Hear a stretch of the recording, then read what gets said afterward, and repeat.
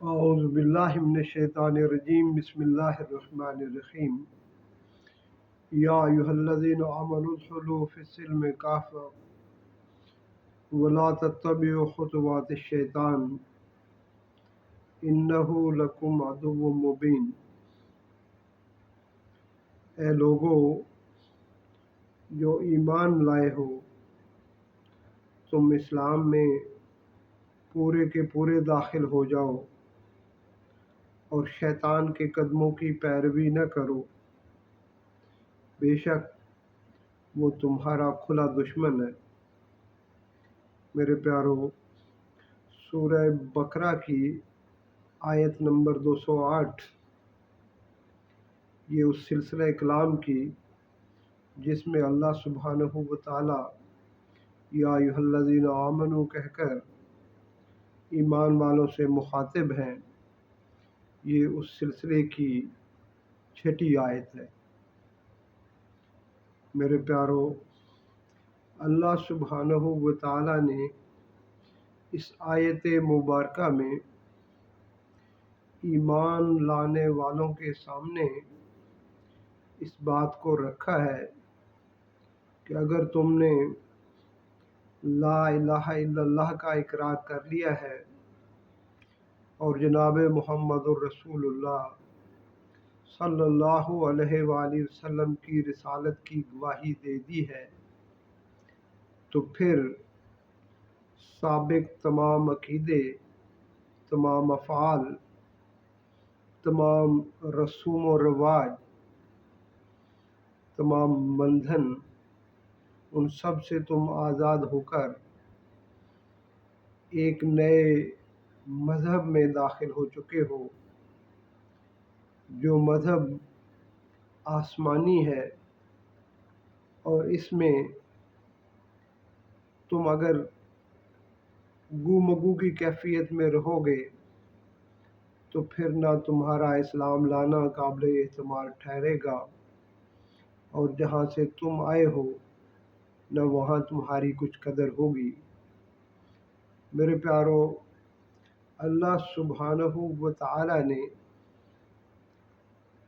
ایمان لانے والوں کے سامنے ایک نمونہ پیش کیا ہے، اور وہ نمونہ کیا ہے؟ وہ نمونہ صحابہ کرام رضوان اللہ علیہم اجمعین ہیں، اور لوگوں سے اس بات کا تقاضا کیا جاتا ہے کہ جیسے صحابہ ایمان لائے ویسے تم بھی ایمان لاؤ۔ وَإِذَا قِيلَ لَهُمْ آمِنُوا كَمَا آمَنَ النَّاسُ قَالُوا أَنُؤْمِنُ كَمَا آمَنَ السُّفَهَاءُ، جب ان سے کہا جاتا ہے کہ ایسے ایمان لاؤ جیسے صحابہ ایمان لائے، تو یہ گو مگو کی کیفیت والے لوگ کہنے لگتے ہیں کہ کیا ہم بے وقوفوں کی طرح ایمان لائیں۔ میرے پیارو، اللہ سبحانہ و تعالیٰ اس بات کو مطلقاً پسند نہیں فرماتے کہ ایک شخص آ کر دروازے میں کھڑا ہو جائے اور نہ ہی تو وہ اندر آنے کی جرت کرے اور نہ پیچھے ہٹنے کی کیفیت میں ہو، تو اس آدمی کا کوئی اعتبار نہیں کیا جاتا۔ اس لیے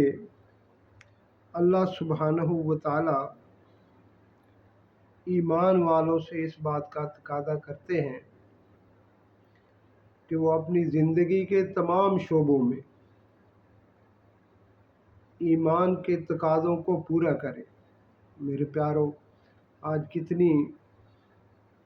حیرانی کی بات ہے کہ ایک شخص جو لا الہ الا اللہ کا اقرار بھی کرتا ہے، محمد الرسول اللہ صلی اللہ علیہ وسلم کو اپنا رسول بھی مانتا ہے، لیکن اس کے باوجود دوسری طرف نہ نماز کو آتا ہے، اس کا سارا کاروبار سود پر مبنی ہے، سود کو چھوڑنے کے لیے تیار نہیں ہے، انصاف کے تمام تر تقاضے جو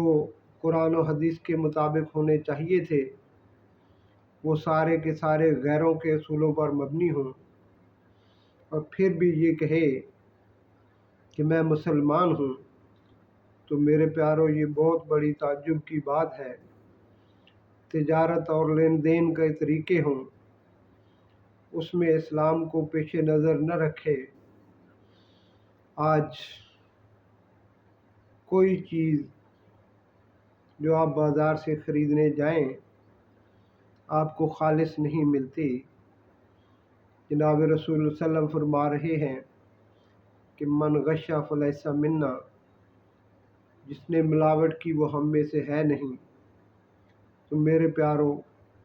جس نے لا الہ الا اللہ کا اقرار کیا اسے چاہیے کہ پورے کا پورا